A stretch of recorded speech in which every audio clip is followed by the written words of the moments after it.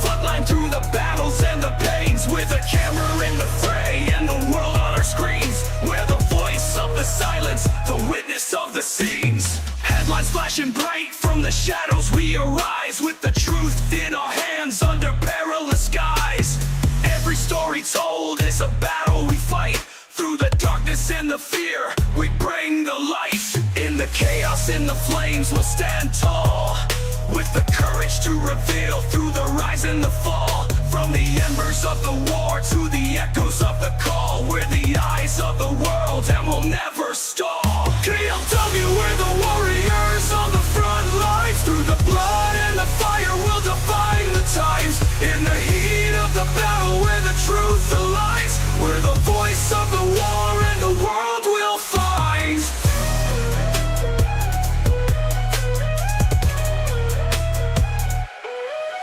From the ruins and the wreckage, every story's told. Through the tears and the heartbreak, the bravery unfolds. In the darkest hours, when the world's torn apart, KLW brings the stories straight from the heart.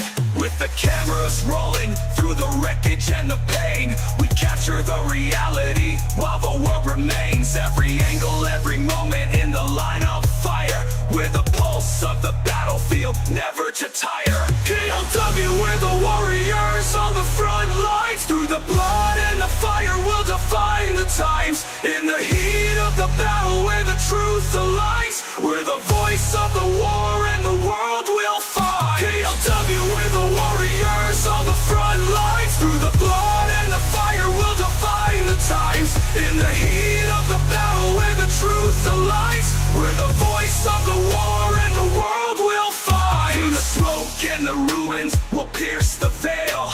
With every breath we take and every tale, we're the heartbeat of the conflict in the shadowed frail. With KLW's vision, the truth won't fail. Stand firm, we're the beacon in the fray. Through the dust and the fury, we'll light the way. In the fight for the truth, where the heroes lay. KLW, the story's here to stay. KLW, we're the warriors on the front lines. Through the blood and the fire, we'll define the times. In the heat of the battle, where the truth lies, we're the voice of the war and the world will find. So here's to the courage and the tales we unfold. In the heart of the conflict, our story's told. KLW, with the truth we hold. In the fire of the war, our legacy bold.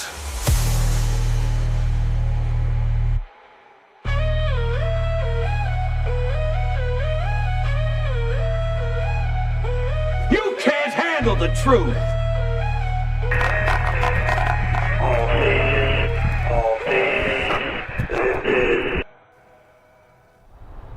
KLW World News coming to you live here. Oop, wait a minute. Doesn't look like you guys. Or maybe you can. Audio. Here we go. Sorry, folks. Changing things as we go here.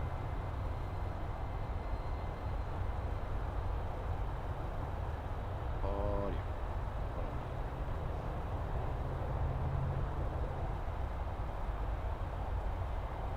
Let me change that. Sorry.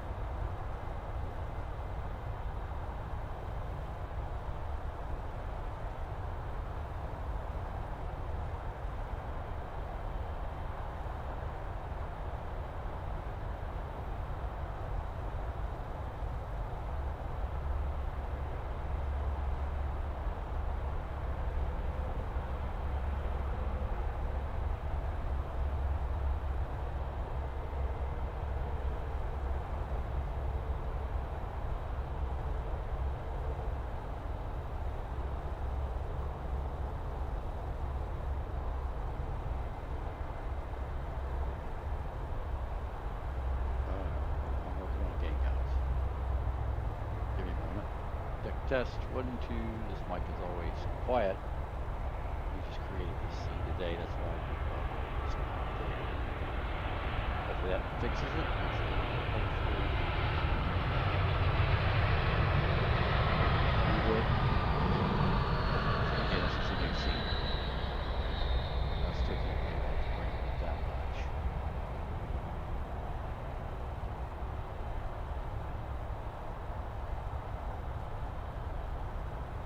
Check test 1, 2, 3, 4, 5. Yeah, I got it, Charlie. I'm working.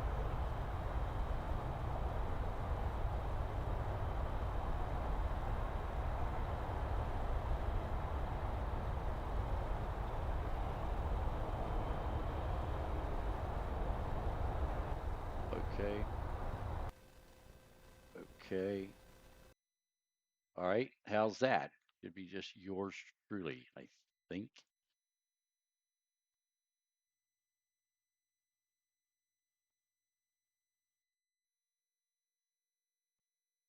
Getting slightly better. We shall see.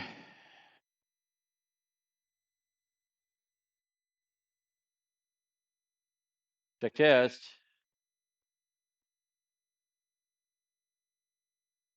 All right, we got it now.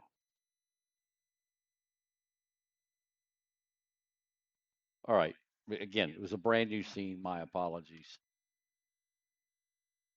That's why we had that issue. All right. So we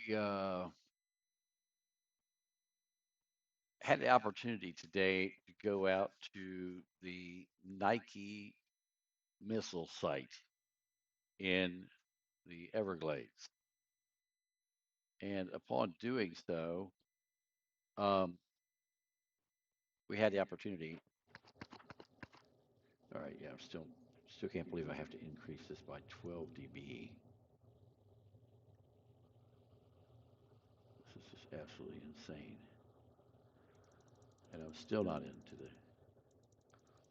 the red. All right, does that still sound okay? Let me turn these down so you can't hear myself.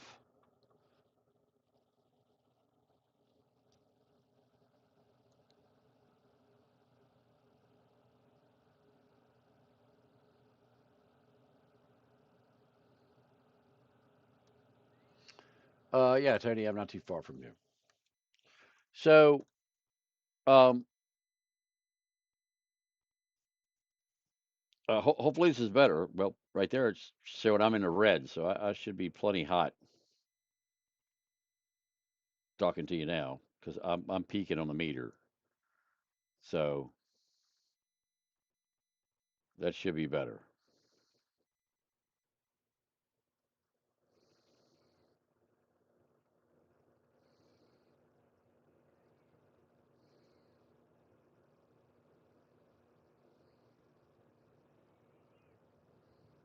All right. So we have heard about today the shooting of some Americans in Cuba who were supposedly in a boat from Florida. Now, we don't know if these were Americans on the boat, if these were Cubans on the boat, if these were drug cartels on the boat. We have no idea. Um,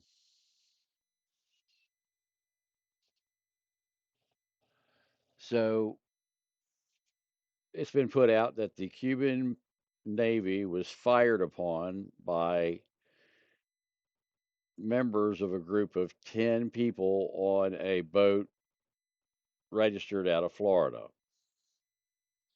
It says that the people on the speedboat opened fire on the Cuban military, the Cuban Navy. The Cuban Navy responded in the gunfight between the speedboat, again, who initiated the gunfight, and the Cuban Navy. A Cuban Navy commander was injured. The Cuban Navy said that they killed 4 and injured 6. So apparently there were 10 people on this speedboat, which again, that's a lot of people. One person said, well, that would be pretty much the size of a SEAL team being brought ashore with the boat crew and then the SEAL team. I doubt that's the case. but somebody hypothesized that's what it might be. Um, to me, we've got a couple things going on here. Uh, Number one, Cuba has been making accusations against the U.S. military for some time now, and they have said that they're ready to go to war against the United States, which is, well, that's like Pee Wee Herman and uh, Joe Frazier or Muhammad Ali. You know, bring it on, Pee Wee. Um, but they have said they're ready to go to war with us. They have worked with the Russians. They've had Russian, I believe it's a frigate. I had the name of it earlier, as well as a Russian submarine that were both capable of carrying nuclear weapons. Now, this is the question, and you have to ask yourself this question, and you have to be honest with yourself about this question. So let's say you had a Navy ship somewhere, or you had a Navy submarine somewhere, and that Navy ship and that Navy submarine were filled with nuclear weapons, just as they always are. And you said, you know what, I want to swing by my Navy base in Cuba. And so you're going to send ships all the way across the Atlantic from Russia, a submarine and a ship, all the way to Cuba and all the way back to Russia without nuclear weapons on them? Or are you going to leave the nuclear weapons on them and make the trip?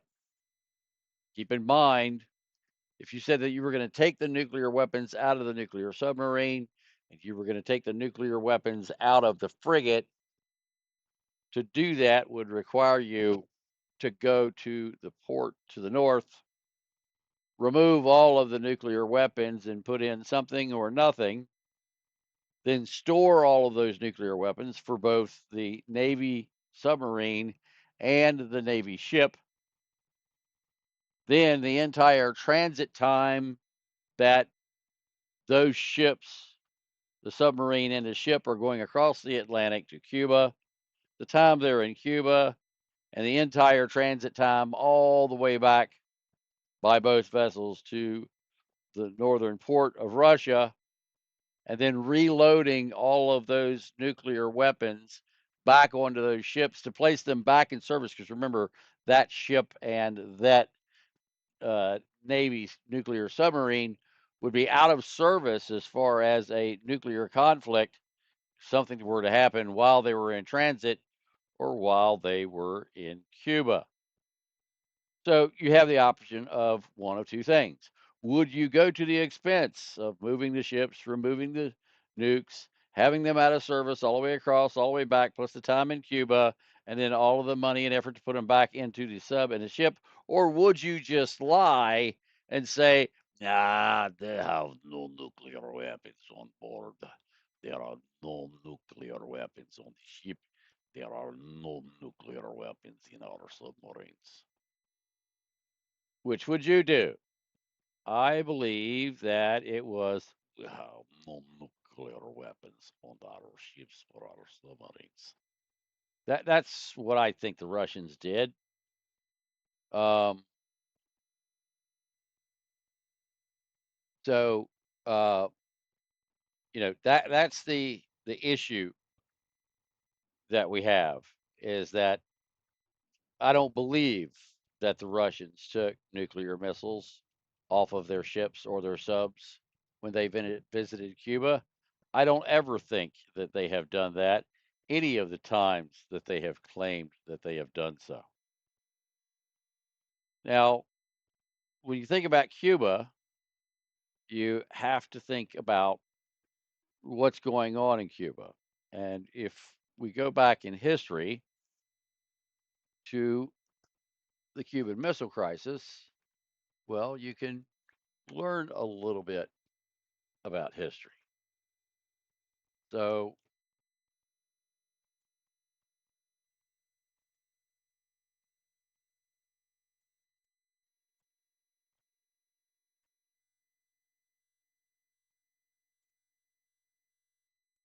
Let's see if we can. In October 1962, the Cuban Missile Crisis brings the world one launch code away from full-on nuclear war between the Soviet Union and the United States. This documentary series will cover that crisis one day at a time. But first, we're releasing two preludes to the crisis to set the stage. Here comes part one.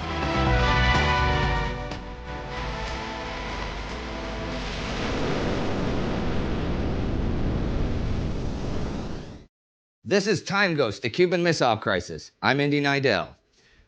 Never before, and never since, has that possibility of our world being suddenly destroyed been so close. In the 58 years since it happened, the Cuban Missile Crisis and its aftermath has been analyzed in books, dissertations, fictional films, and documentaries. But as more of the actual source documents have been made public over the past 25 years, the story looks significantly different from both sides' original official versions. To understand the crisis, we first have to look at where the two superpowers stand in 1962. The capitalist and communist systems have been in opposition from the day the Bolsheviks seized power in Russia after the 1917 revolutions. The Soviets see the capitalist system as a scourge of humanity that needs to be eliminated. On the American side, the communist system is seen as a direct threat to the American way of life. We believe in freedom. Freedom for these people, for ourselves, for everyone. We want freedom, not tyranny. The persecution of communists in the States during the Cold War and McCarthyism are well known. But this started already in the 1920s with the Red Scare, when thousands of American communists were prosecuted and incarcerated and even exiled for their political beliefs. The hatchet was briefly buried when the two became allies against Germany in the Second World War. But it was dug up as that war ended, and in 1962, it is unclear which ideology will prevail. It is total competition with an antagonist who is putting into it everything within his capability. It is not a conflict between peoples, but between basic values and systems of government. Western world, led by the US, is establishing a system of more or less free trade and alliances based on independence, inclusion, and personal freedoms. The goal is peace and prosperity. I'm John Wayne. Is there any better or equal hope in the world, Lincoln asked, than the ultimate justice of the people? We Americans believe there is not. The stonework of our national life is made of this belief. We believe in many things, but this belief that man is a responsible being bears out our own unique stamp as a nation. As a people, we are active and often noisy. We are industrious, oftentimes to the bafflement of ourselves and our friends. The communist world, led by the Soviet Union, though initially in cooperation with China, is developing a system of planned economy and regulated trade that depends on expanding the communist system to client states under Soviet or Chinese control. The goal is peace and prosperity. We must create a whole new generation of mechanics, Stalin said. In 1928, the first of a series of large-scale 5-year plans was begun. And by 1940, Russia was far different from the land of the czars. As World War II ended, many of the Central and Eastern European countries that had been invaded by Germany and then liberated by the Red Army fell under Soviet control. The Soviets also kept control of East Germany when Germany was split into East and West. But this was only the beginning of Soviet expansion. Under communist doctrine, the Soviet Union theoretically strives for a world without borders, controlled by the dictatorship of the proletariat. To achieve this, it seeds and supports communist revolutions wherever possible. This is a direct threat to the democratic principles of much of the Western world. So the US began a policy of global containment, supporting and financing anti-communist movements in Europe, in former European, African, and Asian colonies, and in Latin America. This is an expansion of the Monroe Doctrine from the 1800s, named after President James Monroe, which says that any European colonialism in the Americas will be actively opposed by the United States. The American continents, by the free and independent condition which they have assumed and maintain, are henceforth not to be considered as subjects for future colonization by any European powers. We could not view any interposition for the purpose of oppressing them or controlling in any other manner their destiny by any European power in any other light than as the manifestation of an unfriendly disposition towards the United States. The U.S. has started to apply the spirit of the Monroe Doctrine to the entire world, though its direct application within the Americas will prove critical to the events leading up to the Cuban Missile Crisis and the crisis itself. This web of principles and theories brings the two superpowers into direct conflict all over the world and provides the basis on which the Cold War will be fought. It leads to a long series of proxy wars, covert operations of influence, and the fanning of regional conflicts to further the interests of each side. In early 1948, the first major confrontations arise when the democracy in Czechoslovakia is overthrown in a Soviet-backed communist coup, and the Western Allies introduce the new Deutschmark as the currency in Berlin.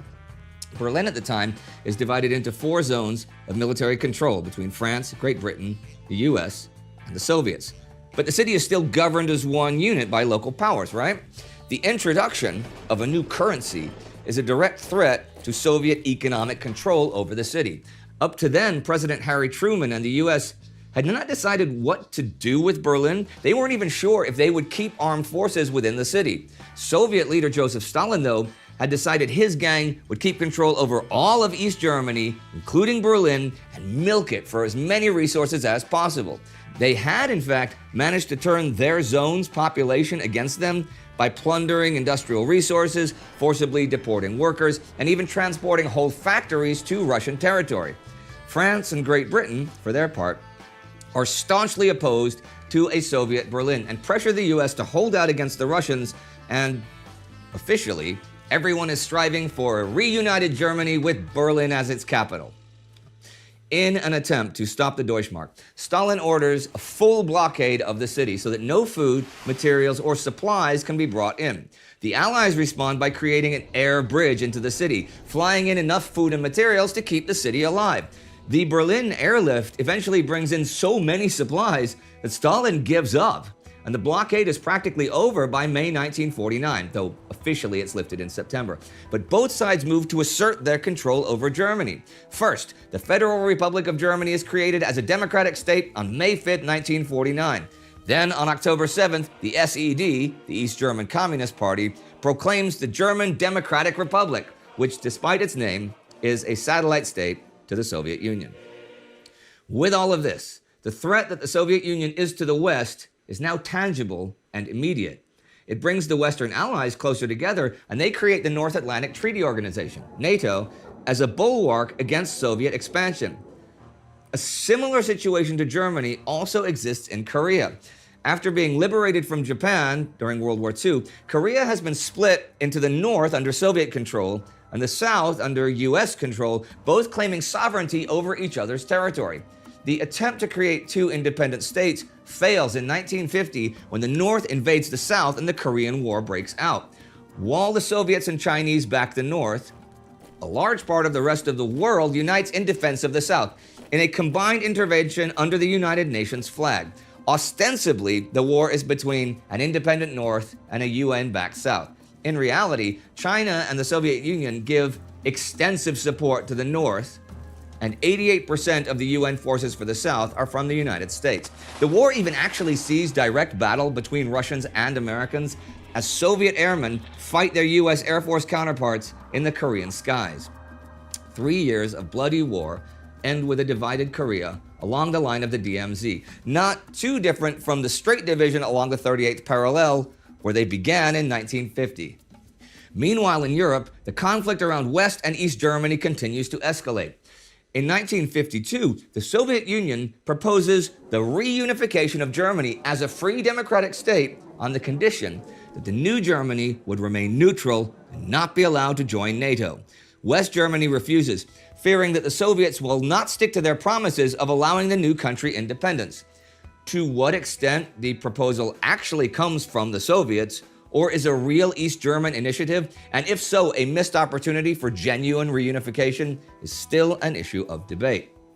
After Stalin's death in 1953, the Soviet Union proposes that it too should join NATO to preserve peace in Europe. The US and Britain reject this, seeing it as an attempt to stop the buildup of NATO forces in Europe.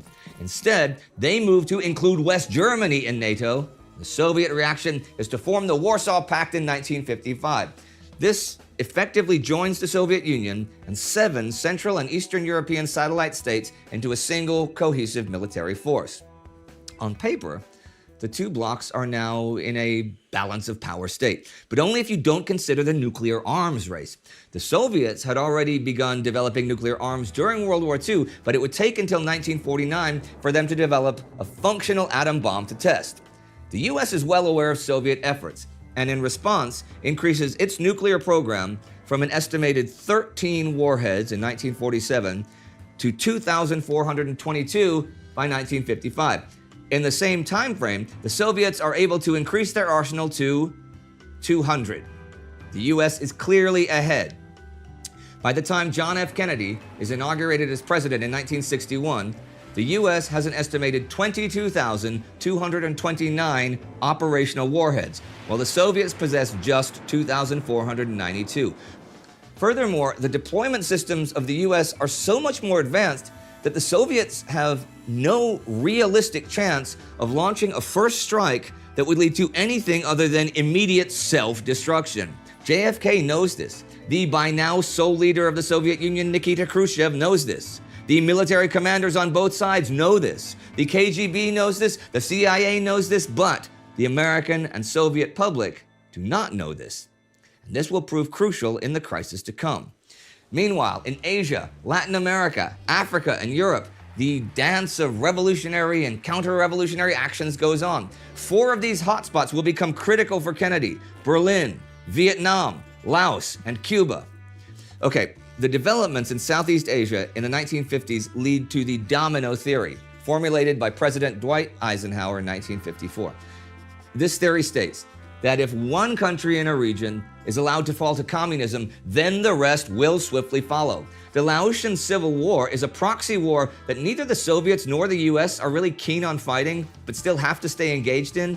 That war breaks out in 1953, but will soon spill into the Vietnam War, which begins 2 years later, which in turn will partly reignite the Korean War, and it looks more and more like the domino theory is correct. So after New Year's 1959, when Fidel Castro rather unexpectedly succeeds with the Cuban Revolution, the US thinks it has all the reason in the world to fear a communist surge in its own backyard, and that it needs to be stopped as swiftly as possible. I should point out here that the Western powers under US leadership have more money than the Soviet Union, more resources, and outpower it in nuclear arms by a factor of 10. And yet, both sides are capable of destroying the world. And now, here we stand as the 1960s are about to begin, with them facing each other ever more warily over a world ever more divided in two, and that world will very soon be on the brink of nuclear holocaust. I mentioned Stalin's death, but if you want to see his rise to power, you can click here for our Between Two Wars episode about that. You can also click subscribe to never miss an episode of this whole series, as well as all the other awesome series Time Ghost produces. And if you'd like to help us create more and better content, join the Time Ghost Army and support us at Patreon. Now, that brings us to today. And I have 2 mics there, so I have to get rid of one of them. There we go. Is this one loud enough, or is this one better? 1 or 2. So that was the Cuban Missile Crisis, and bringing us up to it. So the Russians placed their missiles on the ground in Cuba, and a spy plane saw them.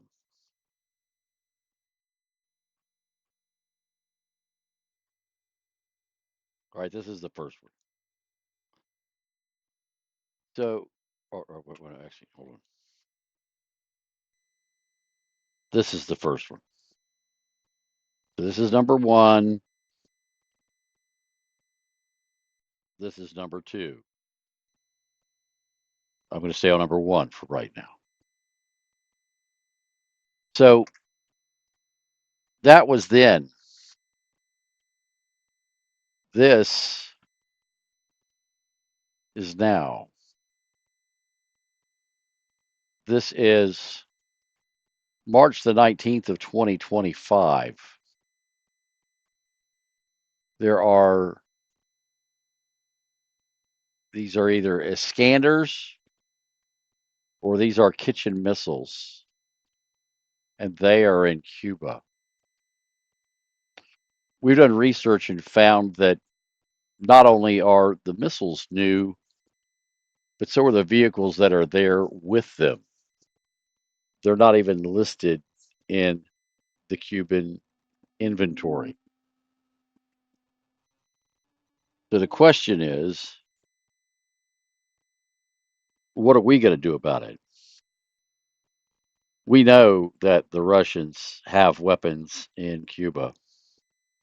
We know that the Chinese have intelligence posts in Cuba. We know that the Russians have signed an agreement to let let the Russians have a naval academy, a naval school in Cuba. We know that vessels that are capable and most likely did carry nuclear weapons into Cuban waters and along American waters, because if you recall, we tracked the Russian submarine as it made its way along the U.S. coast down to Cuba. We tracked the ship coming in and going out. We showed you live video of the ship coming into Cuba. We had a live camera watching it in Cuba, and we showed you when the ship left. We continue to bring you updates on what's going on in Cuba. I think that we are going to see something big in Cuba before the end of March. So pay close attention to what's going on with Cuba over the next 30 days.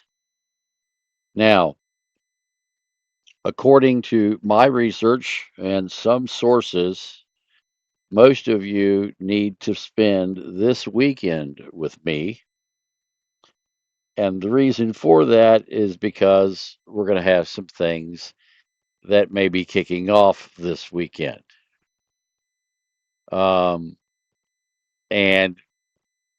we need to be prepared for that. So make sure that you have all of your feces consolidated, because there's a chance that this coming weekend will be the time for the can of whoop ass to be unleashed in the Middle East. So we're talking starting in 48 hours, actually less than that, in about 24 to 36 hours, we could start to see activity in Iran. So I would encourage you to have everything ready for you and yours, because there is possibility of Iranian sleeper cells in the United States doing something stupid. So be ready for that. If you're not on the KLW World News Network, you need to go to klwworldnews.com and get signed up. Now, Mark, you're talking about the meeting late today. Should give you a clue. There were a couple meetings today. Which one are you referring to?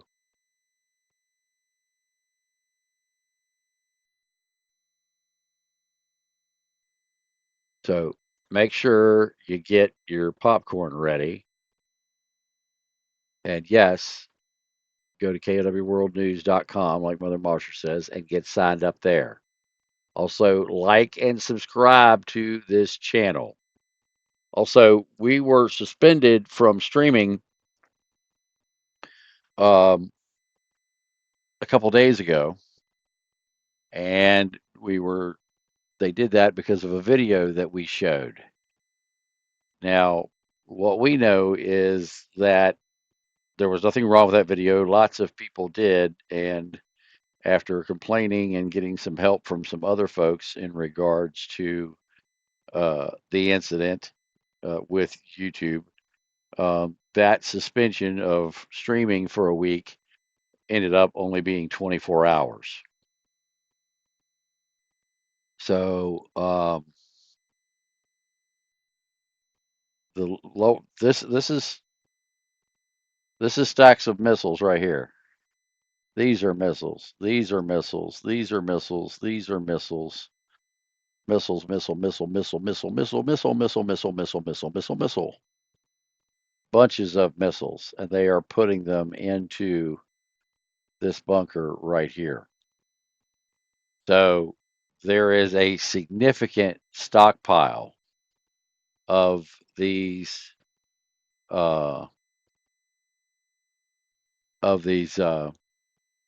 missiles here, and appreciate you sending the scathing letter there.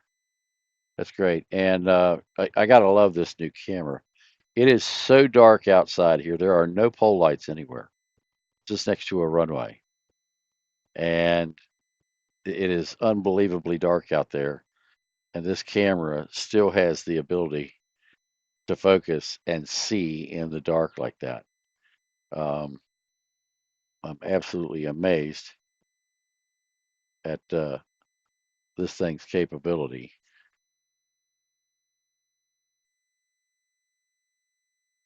to be able to show it to you that clearly and that brightly. Oh, shoot. Hold on. I was talking about this one. You guys weren't able to see it, but there it is.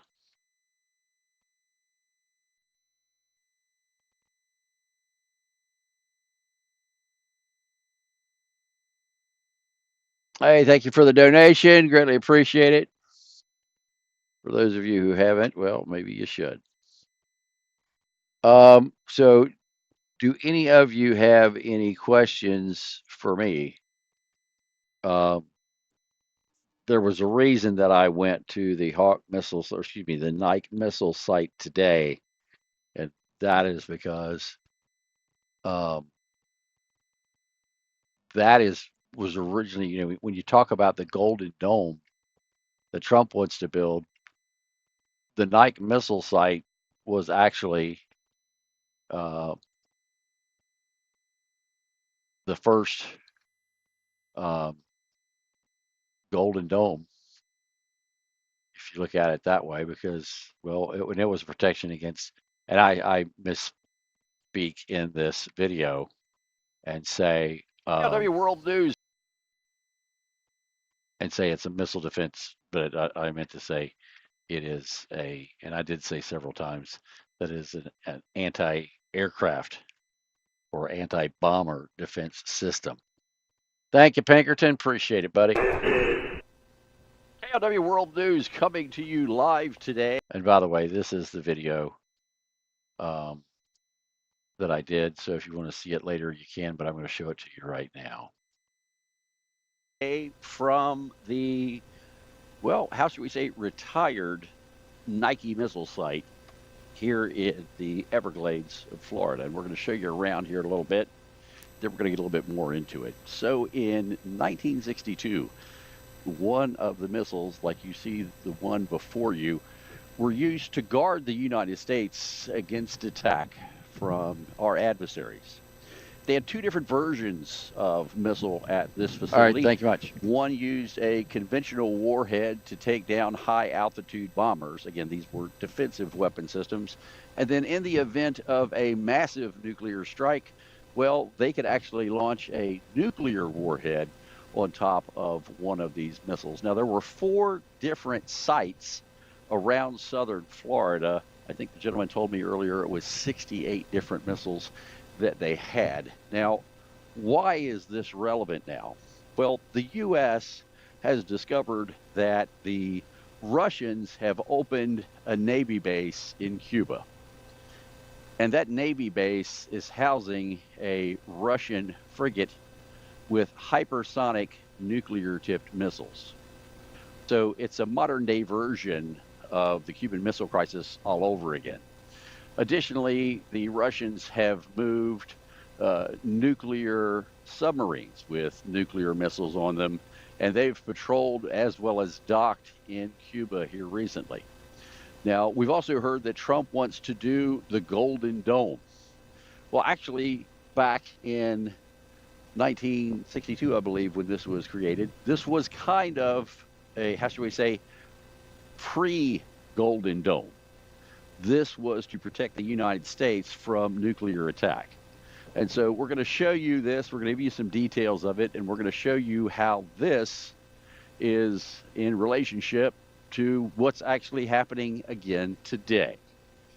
So we're here at Everglades National Park. We'd like to thank the park and their personnel for allowing us to be here today. So I encourage you guys to go watch that video if you haven't.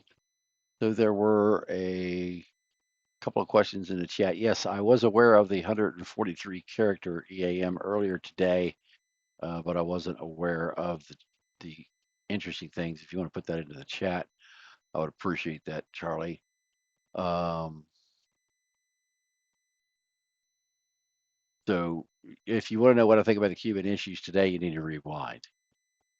Join the network if you haven't, folks.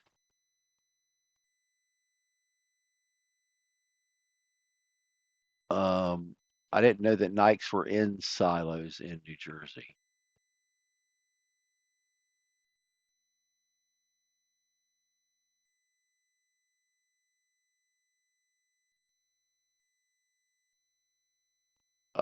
We can tell what the missiles are. We've already measured them.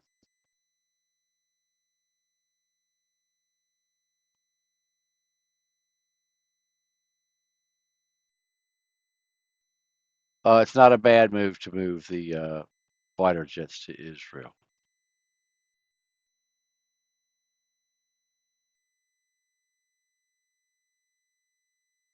The part of Cuba that this is in is right here.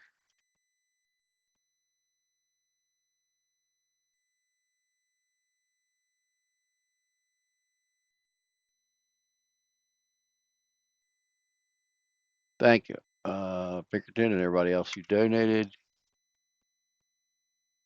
There was another question in here that somebody had that I saw, but I'm not seeing it right now. So if you had a question and put it in the chat and I didn't answer it, go ahead and post it in there again.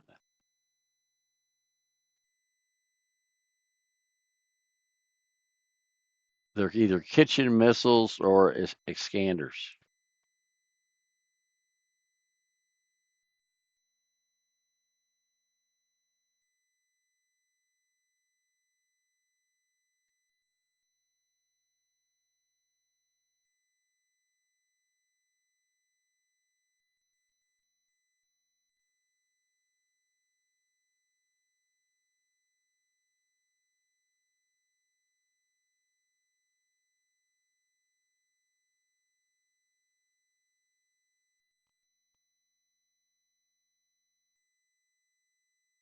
All right, so also in regards to this weekend and some maps that I've been reviewing, I want to show you this. This is courtesy of one of our members who has been working on this. And they have done, this is for Iran. And so I'm reviewing their work here, but they've been very diligently working on military bases and applying icons to everything at the base, hangars, aircraft. So this is what the U.S. is going to have to deal with. They've got fighter jets there. That's an F-14.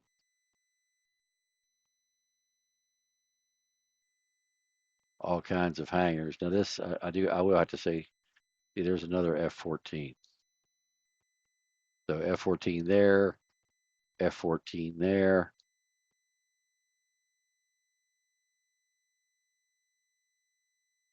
So all kinds of things here. So we're going to continue. And again, this is from May the 14th of 2025 is what we're looking at there. So less than a year ago. This is all, not bad as far as current imagery. It's not like we're looking at something from 1995. So these are possible targets and locations. I'm going to compare this to the map I've got. Anything else I see, we'll add to this. We maybe need icons here of these different facilities here. Combat brigade.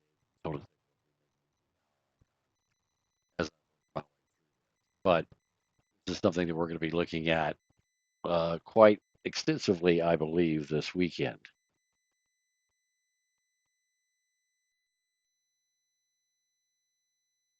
Well, we're ready for the longer we wait on going into Iran, the more weapons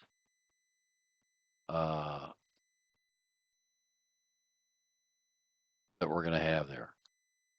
It's a Nike Ajax. Okay. Um,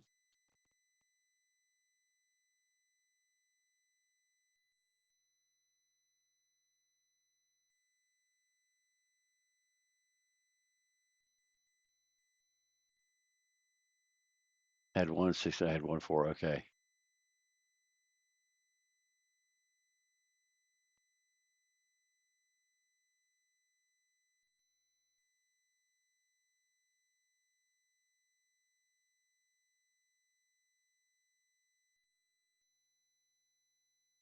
You know, two of the quads did not have the standard 18 between. Okay.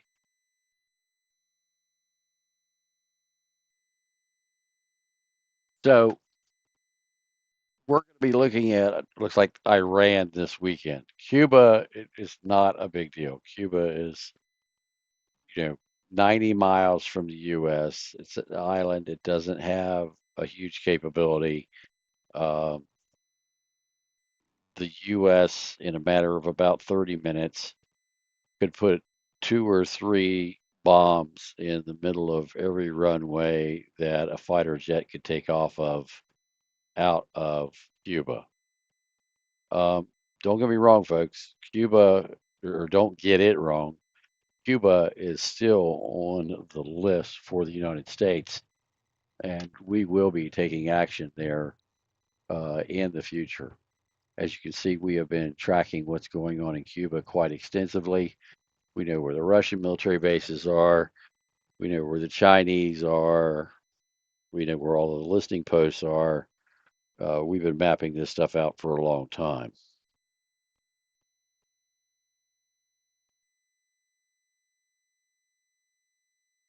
Yeah, first week of March, new moon, it'll be dark. Absolutely. Absolutely. So, does anybody have any other questions? Because I have things that I've got to get to here this evening, and I've got things I've got to do tomorrow to start getting ready for this coming weekend.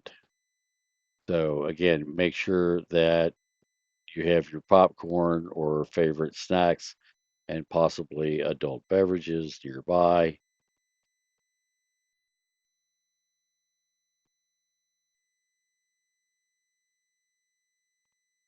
Yes, correct. Iran is in Cuba and wants to stop them from bombing the United States. We have defensive systems down along the southern border. Oh, the question that I didn't see was about the tethered aerostat down next to the Keys. That is part of the TARS program. That's a tethered uh, aerostat reconnaissance system. And in fact, Obama tried to cancel uh, that program. And I called Congressman McCall and told him that if we wanted to continue with the border security system that was being installed, that program had to remain in place, and that I needed $11 million right away, actually by Monday. So I called him on Monday, and actually I needed it by Friday. I called him on Monday and told him I needed $11 million to keep the TARS program alive, and that somehow or another they needed to come up with $11 million before Friday. And on Wednesday, he called me back and told me that he had secured $22 million to keep the TARS program alive. And so, thank God, I was aware that Obama was canceling the TARS program, And thank God, Congressman McCall, I was able to call Congressman McCall and get him to get $22 million to keep that program alive, or there wouldn't be TARS uh, balloons along the southern border right now. The range of the missiles in Cuba, it's two separate missiles, um, but it depends on where they're fired from. Both of those missiles would be fired from fighter jets or bombers. So it's the range from where the aircraft drops it. Either way, both of those missiles are capable of hitting the southeastern United States from Cuba. So if they took off and launched them immediately and then just turned around and landed, both of them could hit the U.S. Now, Kitchen are anti-ship missiles. Um,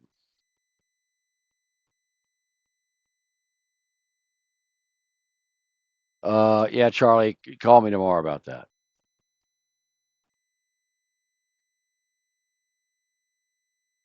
Yeah, the Russian and Chinese warships are still uh, still in China, Iran. Yes, we are doing Jeff and Johnny and Lee tomorrow. So we'll be doing that at the regular time.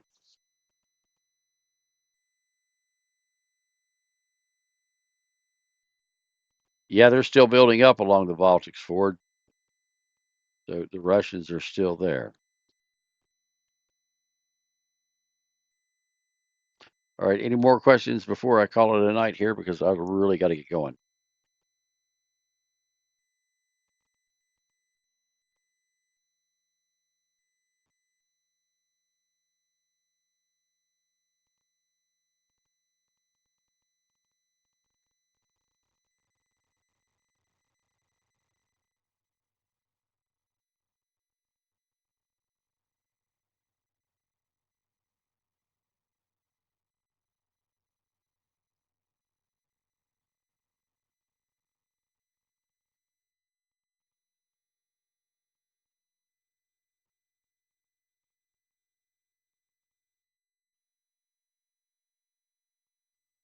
Um, we have terrorists on our southern border. The question about I like the fighter jets in Israel. I answered that question earlier.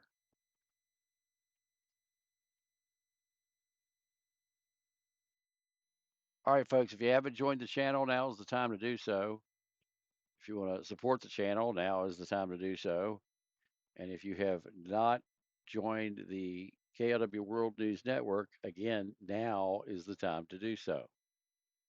So go to klwworldnews.com and sign up there, VIP or above. Be the best thing you can do for you and yourself if you have not done so already. George, that means you. Go to klwworldnews.com and sign up there, VIP or above.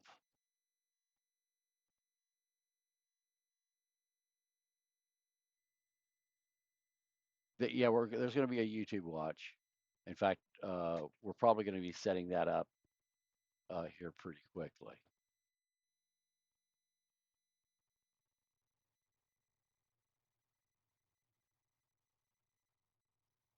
All right, folks, have a great night.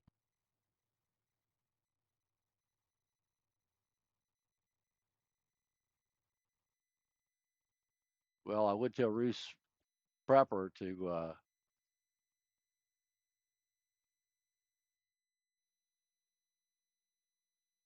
well, I don't know what the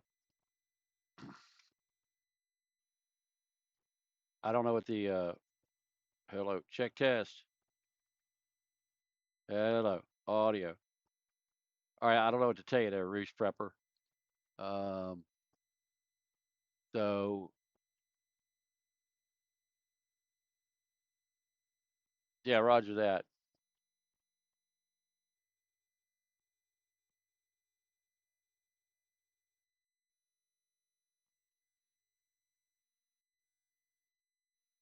Yes, Russia still has a base on the island in Venezuela.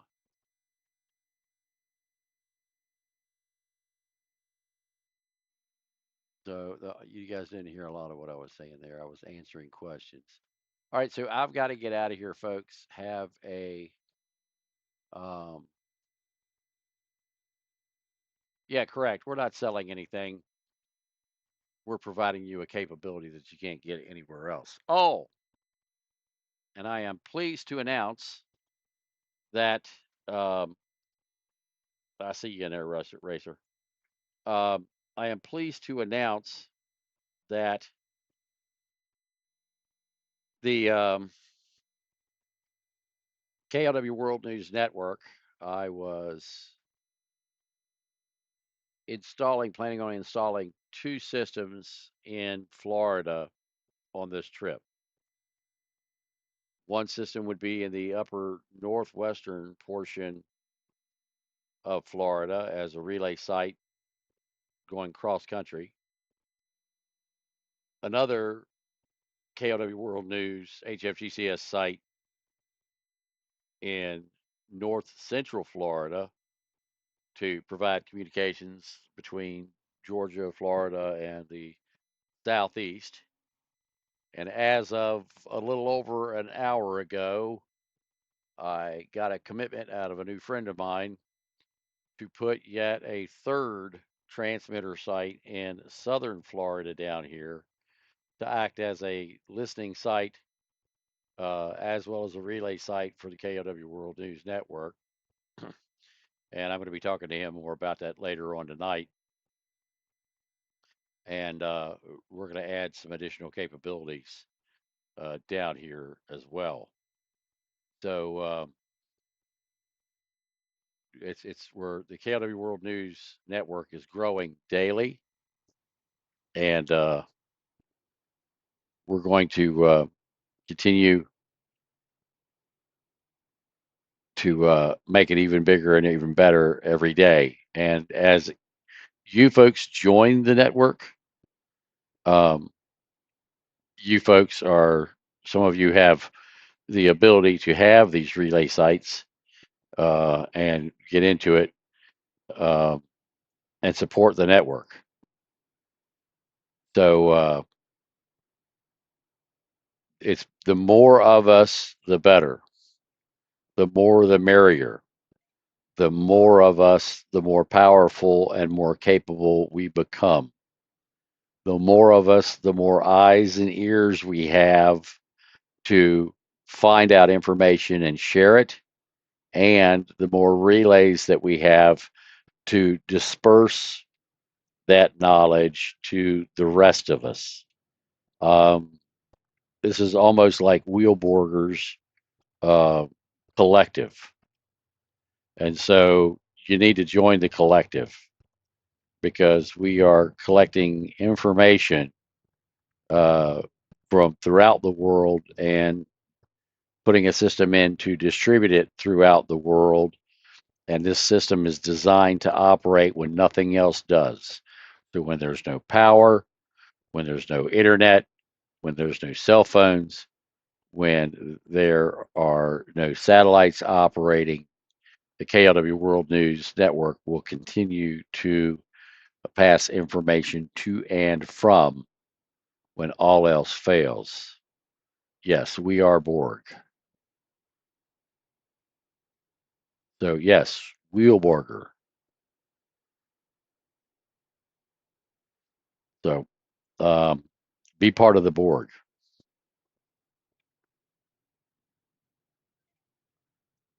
So, there you go, Mother. Glad to hear it. Everybody should have their radio and everybody should be on the network. Yeah, I've been called Wheelborger before when I did the heads up display system and walked around with cameras on my forehead and a visor over my face and electronics slung all over me. They called me Wheelborger.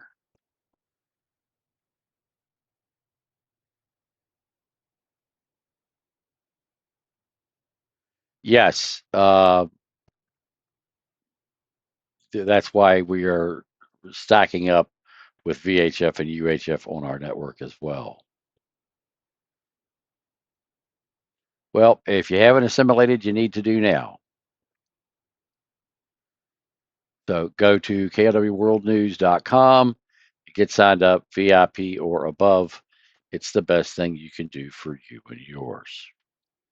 So with that, we're going to call it an evening. We'll see you guys tomorrow on Live with Jeff, Johnny, and Lee. So get on the network. We'll tell you what you need.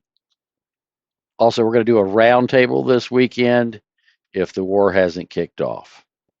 That'll be on Sunday afternoon at 4 p.m. Eastern, 3 Central, 2 Mountain, 1 Pacific.